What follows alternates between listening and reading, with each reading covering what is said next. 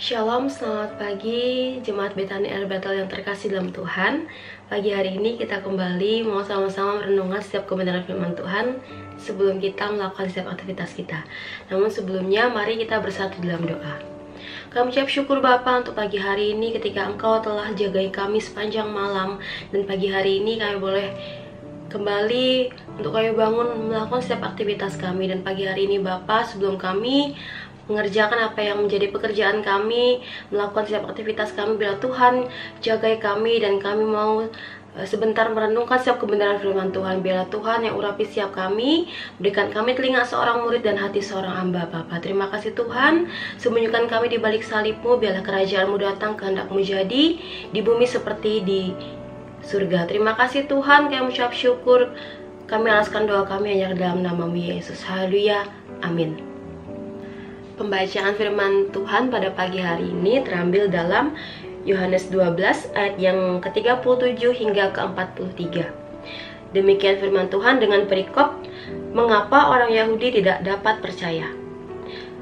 Dan meskipun Yesus mengadakan begitu banyak mujizat di depan mata mereka, namun mereka tidak percaya kepadanya, supaya genaplah firman yang disampaikan oleh Nabi Yesaya. Tuhan, siapakah yang percaya kepada pemberitaan kami? Dan kepada siapakah tangan kekuasaan Tuhan dinyatakan? Karena itu mereka tidak dapat percaya, sebab Yesaya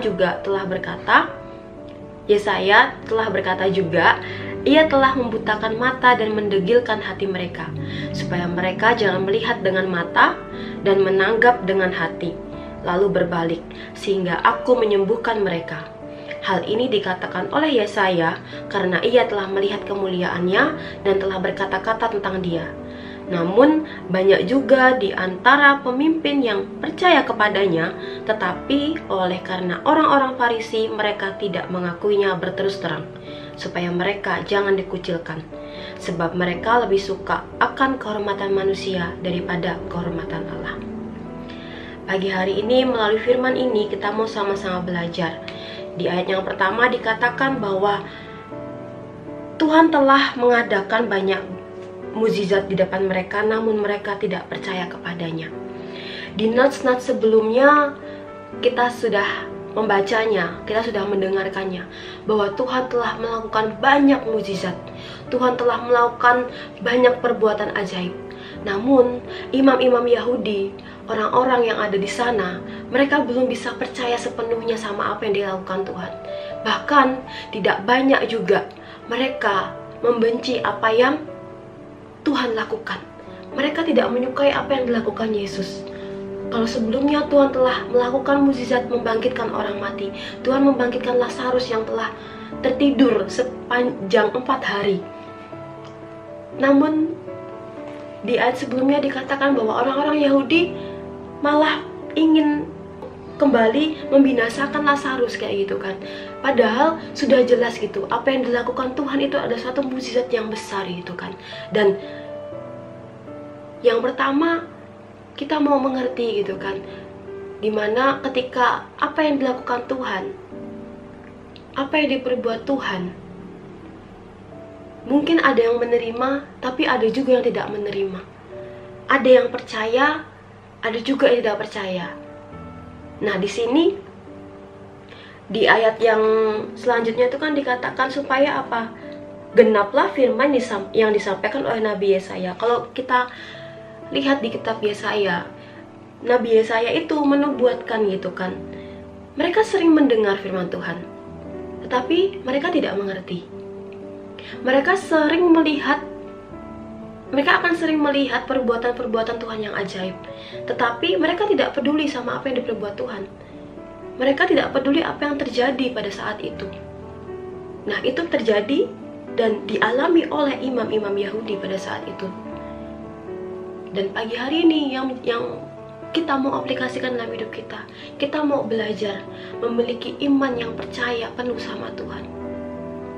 Kalau orang-orang biasanya mereka akan percaya kalau mereka melihat dengan mata mereka langsung gitu kan.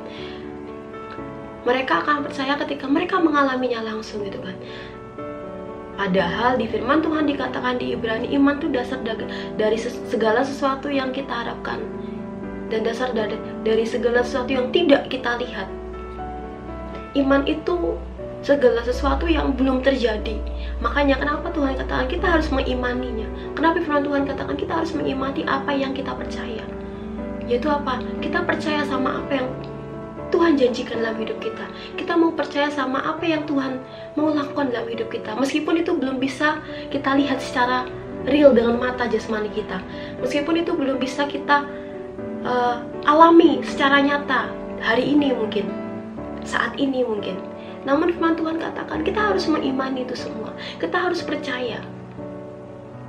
Nah, ketidakpercayaan inilah yang selalu menghalangi kita untuk kita bisa mengalami anugerah Tuhan. Ketidakpercayaan ini yang menghalangi berkat Tuhan itu mengalir atas hidup kita. Ketidakpercayaan ini yang akan menghalangi mujizat Tuhan itu terjadi dalam hidup kita. Maka dari itu, kita mau sama-sama belajar percaya lebih sama Tuhan. Kita mau sama-sama memiliki iman yang kuat di dalam Tuhan gitu kan. Kita nggak perlu khawatir lagi, kita nggak perlu takut lagi. Karena apa? Karena kita memiliki iman yang kuat dalam Tuhan gitu kan. Percaya itu suatu kata yang mungkin mudah dikatakan. Percaya mudah kita ucapkan. Kita ngomong percaya gitu kan, gampang gitu. Tapi mungkin itu sulit untuk kita lakukan. Mungkin kata percaya itu agak susah gitu kan untuk kita aplikasikan dalam hidup kita gitu. Banyak orang yang kalau ditanya apakah mereka percaya dengan kuasa Tuhan, mereka bisa menjawab dengan lantang, bahkan dengan yakin mereka jawab, ya saya percaya dengan kuasa Tuhan, ya saya yakin dengan mujizat Tuhan, saya yakin ini akan terjadi, saya imani gitu. Tetapi berapa banyak kita dapati mereka yang berkata mereka percaya, tapi mereka masih berputus asa, mereka masih khawatir, bahkan tidak banyak mereka masih mengalami kekecewaan dalam hidup mereka. Saat mereka menghadapi persoalan dalam hidup mereka, saat badai persoalan itu masuk dalam kehidupan mereka. Ya, untuk kita menghidupi kata percaya itu memang dibutuhkan waktu yang tidak sebentar gitu kan. Tidak mudah untuk kita belajar langsung kita percaya gitu kan sepenuhnya dalam Tuhan gitu kan. Dan faktanya kepercayaan kita kepada Tuhan itu memang harus terus dilatih gitu. Kita harus terus melatih diri kita, hidup kita untuk kita apa? Percaya sama Tuhan melalui berbagai cobaan, melalui berbagai ujian, bahkan melalui berbagai tantangan dan proses yang kita hadapi dalam hidup kita. Supaya apa? Supaya kepercayaan kita di dalam Tuhan itu semakin kuat. Semakin kita banyak mengalami Tuhan, maka semakin kokoh juga kepercayaan kita sama Tuhan. Sebab dari waktu ke waktu Tuhan Yesus itu akan membuktikan dirinya bahwa Ia adalah Tuhan yang dapat dipercaya. Dari waktu ke waktu, dari hari ke hari, Tuhan akan nyatakan setiap kuasanya dalam hidup kita. Ketika apa? Ketika kita mau belajar percaya dalam Tuhan. Nah, pada pagi hari ini saya mau ajak Bapak Ibu Saudara sekalian, kita mau buang setiap pemikiran-pemikiran ketidakpercayaan kita. Mungkin ketidakpercayaan yang masih terselip dalam hati kita, dalam pikiran kita. Kita mau buang itu jauh-jauh. Kita mau sama-sama tangkap pesan Tuhan pagi hari ini. Kita mau tangkap rema firman Tuhan pagi hari ini. Bahwa hari-hari ini, bulan ini bahkan, Tuhan mau nyatakan kuasanya yang besar dalam hidup kita. Tuhan mau lihat, Tuhan mau uji setiap iman kita, seberapa besar kita memiliki iman di dalam Tuhan. Untuk kita mengerti bahwa Tuhan mau lakukan perbuatan yang besar dalam hidup kita. Dan kita mau percayakan hidup kita sepenuhnya sama Tuhan. Percayalah bahwa Tuhan itu rindu mengerjakan mujizat besarnya dalam hidup kita. Dan kita mau sama-sama kejar kemuliaan Tuhan. Jangan kita harus kejar apa yang menjadi kesukaan Tuhan, bukan mengejar apa yang menjadi kesenangan dunia, bukan mengejar pujian-pujian dari manusia saja gitu kan. Tapi kita mau kejar apa yang menjadi maunya Tuhan. Dan pagi hari ini Saya mau ajak Bapak Ibu Saudara sekalian tetap pegang iman percaya kita sama Tuhan. Kita mau tetap pandang salibnya Tuhan. Jangan kita mengabaikan iman percaya kita sama Tuhan. Yang berbahagia ialah mereka yang mendengarkan firman Tuhan dan merenungkannya sepanjang hari. Demikian firman Tuhan. Biarlah memberkati Bapak Ibu Saudara sekalian pagi hari ini sebelum melakukan aktivitas.